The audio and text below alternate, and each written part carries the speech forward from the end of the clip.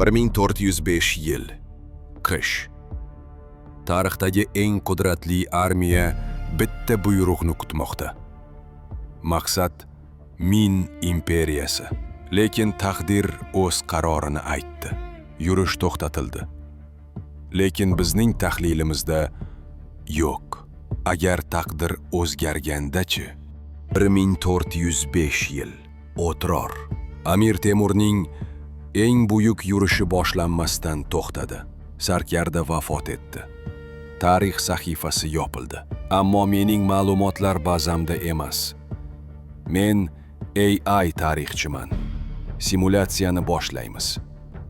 Temur omon qoldi. 100 ming askarlik armiya shartda yurishni davom ettirdi. Bir tomonda 35 yillik janglarda chiniqqan dunyoning eng tajribali armiyasi. Ikkinchi tomonda Min Xitoyi, cheksiz inson resurslari va ilg'or paroq texnologiyasi.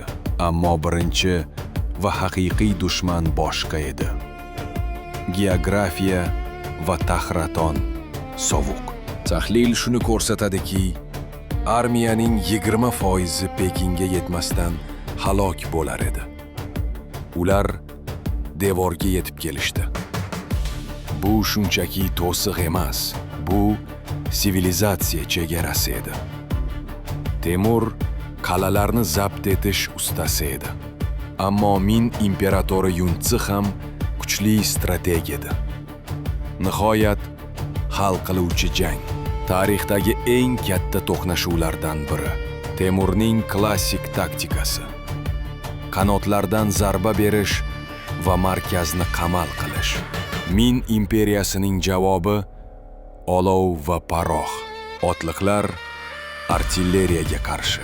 Jangovar fillar qo'rquv uyg'otdi. Ammo ular ham paroq uchun oson nishon edi. Simulyatsiya natijasi.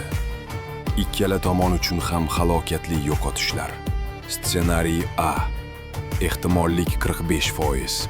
Temur Pekinni oladi. Ammo u butun Xitoyni ushlab turish uchun juda zaif va kichik bo'lib qoladi.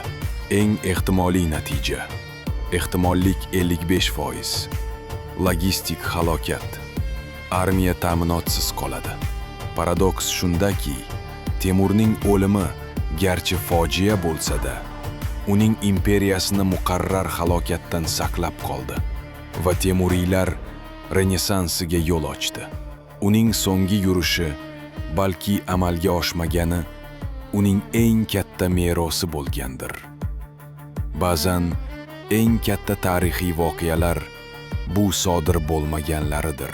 Siz qanday o'ylaysiz? Bu alternativ tarix haqida fikringiz qanday? Izohlarda yozing.